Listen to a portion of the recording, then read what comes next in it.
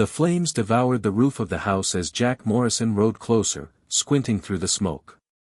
At first, he thought the movement in the dirt was an animal fleeing the blaze, but as he urged his horse forward, his blood ran cold. It was a girl, maybe 15, dragging herself across the ground. Her dress was torn, her face blackened with soot, and her left arm hung at an unnatural angle. Jack leapt from his horse and ran toward her, the heat from the fire hitting him like a wall. The girl was coughing violently, her small hands clawing at the earth. When she saw him, terror filled her eyes. "Stay away," she screamed, her voice raw. "Please, just leave me alone." Jack knelt, keeping his distance. "Easy, miss. I'm here to help. You're safe now." She trembled, blood trickling from a cut on her forehead, her eyes darting to the burning house as if expecting something worse than the flames to emerge. "We need to get you away from here," Jack said, offering his hand. "That fire's spreading fast." "No." She scrambled back, panic overtaking her. "You don't understand. He's coming back. He always comes back." Jack's stomach twisted.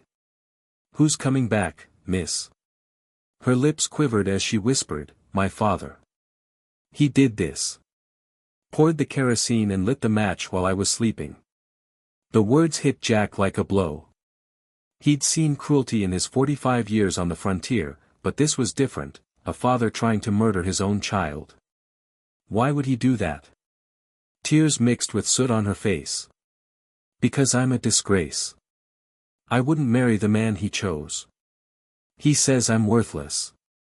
Rage burned in Jack's chest, but he stayed calm. He removed his jacket and held it out. "None of that's true, miss.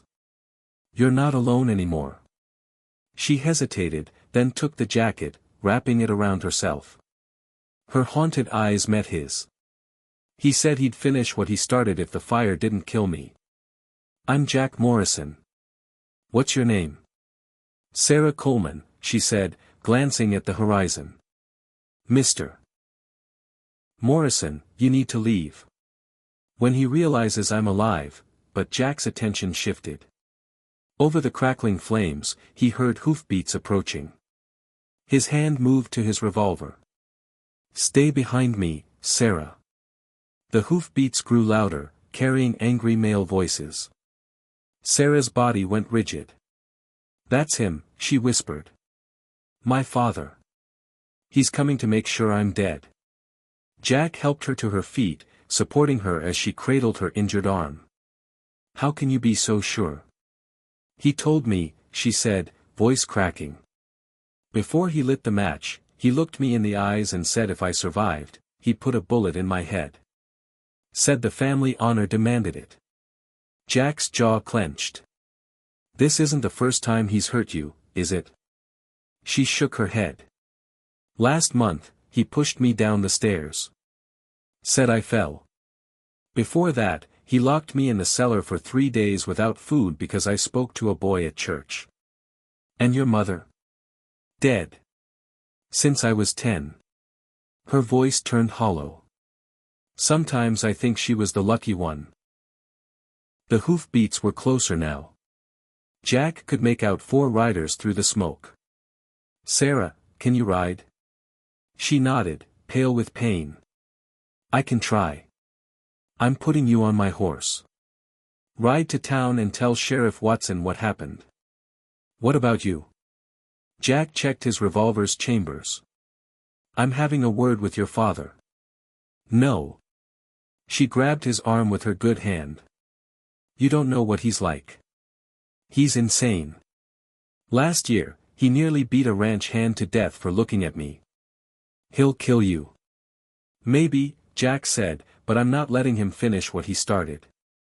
The riders were close enough now that their voices carried. "Spread out," one shouted. "If that little witch is still breathing, I want her found." Sarah trembled.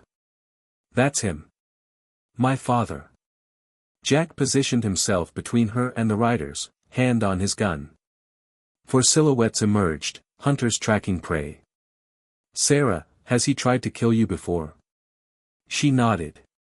2 years ago, he pushed me off the barn roof. Said I fell cleaning gutters.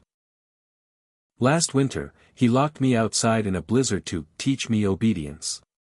Why tonight? What changed? I refused to marry Edgar Whitman, she whispered. He's 63, buried 2 wives. His ranch borders ours, and father wants the land. When I said no, he said a dead daughter was better than a disobedient one. The riders were clear now. The man in front was tall, lean, with gray hair and cold eyes.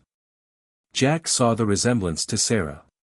The other 3 were hired guns, their weapons low and ready. Those men with him aren't locals, Sarah said. Father's been hiring outlaws for months, saying it's for ranch protection. But I think he's been planning this. Jack cursed under his breath. No witnesses, no help, and hired killers to finish the job. What's your father's name? Thomas Coleman. They call him Colonel Coleman. He was in the war. Jack's blood chilled. He'd heard of Colonel Coleman, a man known for solving problems with violence and leaving no loose ends. Sarah was his biggest loose end yet. Coleman reined in his horse 50 yards away, his 3 gunmen fanning out to block escape. Sarah Coleman, he boomed, found yourself a champion, have you? Jack stepped forward, keeping Sarah behind him.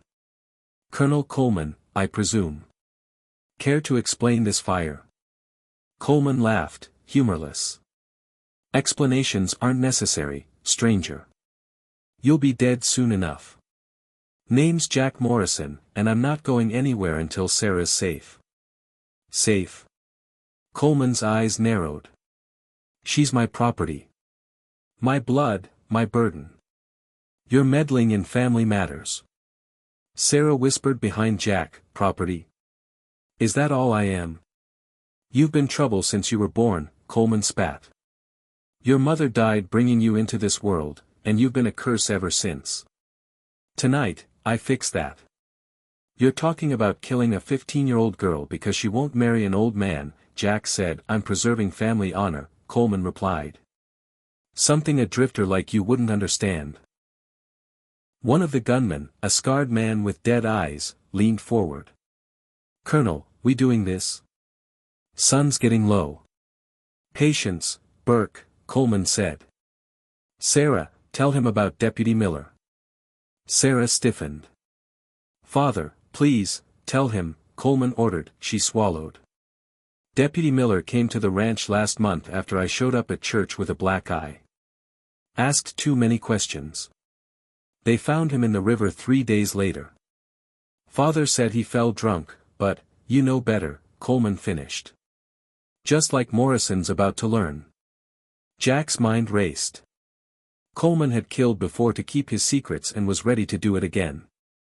The gunmen were professionals, likely faster than Jack, but running meant leaving Sarah to die. Here's the deal, Morrison, Coleman said. Walk away now, and I'll make your death quick. Refuse, and Burke and his friends will make it slow. Jack's eyes locked on Burke, the scarred gunman. And if I don't walk? Coleman smiled coldly. Burke's the fastest gun in 3 territories. Killed 17 men in fair fights, twice that in unfair ones. Burke's hand hovered over his holster, his eyes predatory. Jack knew the odds were impossible, but Sarah's terrified face steeled his resolve. He wasn't fighting for himself anymore. Colonel, Jack said, voice steady, I've got a counter-proposal. Let Sarah ride away. I'll face Burke in a fair fight. Winner takes all. Sarah grabbed his arm. No. You don't know what Burke's like. Coleman laughed. Noble, Morrison, but pointless. This isn't about honor. It's about eliminating problems. Sarah dies tonight. Jack felt Sarah's hand squeeze his arm, short, long, short. A warning, but he couldn't decipher it. All right, Coleman said. I'll indulge you. Burke, show him why you're the fastest. Burke dismounted, his movements fluid. Jack noticed both his hands moved with equal precision, ambidextrous, dangerous. Ever killed a man, cowboy? Burke asked. A few, Jack replied. You're about to join them. But Sarah stepped forward. Wait. You all need to know something. Coleman's face darkened. Sarah, get back. No, father. I'm done being afraid. She faced Burke. He hasn't told you the truth about why you're here. Burke's hand paused. What's she talking about? Tell them about the gold, father, Sarah said. The real reason you want me dead. Coleman's face paled, rage and fear flickering in his eyes. Sarah, you don't know what you're doing. I'm telling the truth, she said. Before my mother died, she told me about the $20,000 in gold coins you stole from Union wagons during the war. She hid it under the old oak tree behind the house, the one burning now. Burke's eyes gleamed. $20,000. Coleman's hand twitched toward his gun. Sarah, you've signed all our death warrants. Burke drew on Coleman, not Jack. You're paying me $50 to kill a girl and a cowboy. She's talking $20,000. My arithmetic says that's better. The other gunmen exchanged glances, their loyalty shifting. Sarah continued, there's a problem. Father's the only one who knows the exact spot. You need him alive to find it. Coleman sneered. You think you're clever, girl? Now I have to kill everyone to keep that gold. Burke's gun stayed on Coleman. New plan. We keep you alive to dig up the gold, then split it 4 ways. 4, one gunman asked me, you too, and the girl, Burke said. The cowboy and the colonel don't make it. Jack stepped forward. You're still planning to kill an innocent girl. I can't let that happen. Burke laughed. You'll stop me, cowboy? With Coleman's gun at your back. Jack froze. Coleman had drawn during the chaos, his revolver aimed at Jack's spine. Caught between 2 guns, Jack's options were gone. Here's what happens, Burke said. Morrison, drop your gun, or Coleman shoots. Then we dig up the gold. Jack's mind raced, but every path led to death. Sarah's revelation had turned the men against each other, but it hadn't saved her, it had only made the situation deadlier.